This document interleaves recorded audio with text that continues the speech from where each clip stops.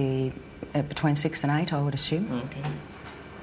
They were fairly intense, or...? Yeah, they were very close together as well. Right, okay. 4 years ago, Kelly Carr was a mother and housewife with no interest in spaceships or aliens. Now she's using technology to reconstruct images of her own encounter. It does give the idea of the lights there, but, you know, the brightness of the light, it gives a good impression, except that the colour doesn't seem right. Kelly's account starts in August 1993. My husband and I were driving up to my girlfriend's place in Monbulk, which is in the Dandenong Mountains. We were driving on Belgrave-Hallam Road, and it was just on dusk. I saw what I thought was round orange lights in the field. It looked unusual to me. Later that night, retracing their route home, Kelly noticed something else unusual. It's about a kilometre or so in front of us, about twice the height of the treetops. We could see this object, which at first I thought was a blimp. It had the shape of a blimp, but it was light. As we got closer to it, the light seemed to sort of separate, and it was actually these a row of round lights, and they were orange. It appeared like there was silhouettes standing in these round orange circles, like people, but you could only see the black outline. Well, I just said to my husband, look, there's people in there. And the minute I said that, it shot off to the left of us. Within 1 or 2 seconds, it was gone completely. About a kilometre or two further down the road, as we kept driving, I came across at least what I thought was a screen or a wall of light across the road. And my heart started racing and the adrenaline was sort of pumping through my body, and I'm thinking, we've just seen us back down there, we're in for, you know, a close encounter. Then the next instant, nothing. We seem to have actually covered a fair distance that I don't even remember covering. It might have been possibly close to a kilometre that I don't remember actually travelling. There was no light. There was nothing blocking the road. Kelly says it wasn't until weeks later she remembered actually getting out of the car that night. And I saw that there was another car that had pulled up 100 metres down the road. Then I walked around the front of the car to where my husband was standing on the other side, and we started walking across the road together. As we were walking across the road, I looked down and I saw that the other people were getting out the car and starting to walk as well. So I was quite happy that there was other people there who were seeing the same thing that we were. And we walked up along here to where the fence is. Right out in front of us is this huge craft. I was totally awestruck, you know, it was science fiction coming to life. There wasn't any fear then, it was just all total awe. We stood here, I guess side by side, my husband and I, for about 30 to 45 seconds. Then this tall dark being just appeared in front of the craft, and he was followed by about another 7 or 8 that appeared straight behind him. I felt this energy go through me.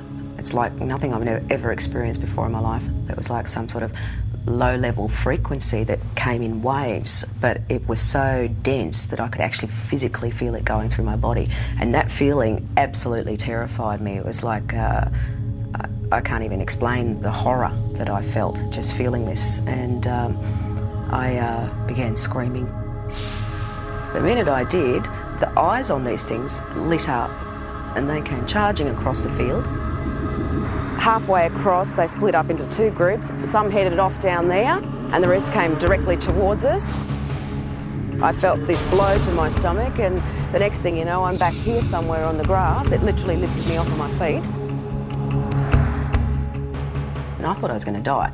I thought if I don't get up now, I'm going to pass out and I'm going to die. I'm not going to come back to consciousness, you know. So I pulled myself up into a sitting position, and when I sat up, I couldn't see anything, and it was like there was just black in front of my eyes.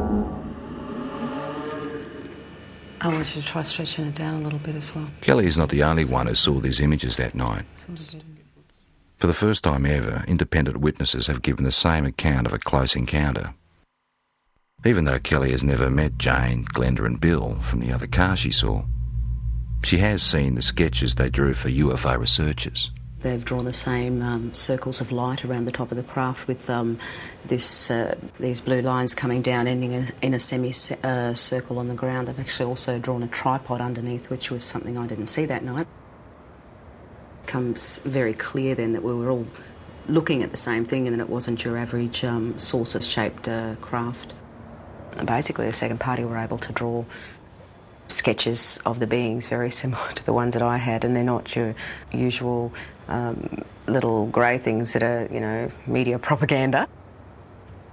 I found a small red-coloured equilateral triangle underneath my navel, which I guess in reality provoked only a minor curiosity at the time. It was oddly geometric, and I did wonder, you know, how something like that could get on me that looked like a burn without me feeling it.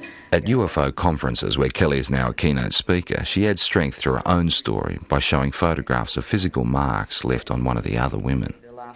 We were all left with triangular marks under our navels, but the marks that were actually photographed, the first one came from Glenda, which is it's a series of 3 small red dots along the inner thigh, and both Jane and Glenda were marked with these dots. I wasn't.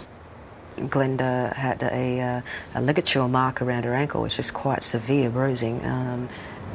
It looked like she'd been strapped down to something. UFO researchers have also reported finding physical traces at the site where all witnesses said the encounter happened, particularly in relation to where the craft landed.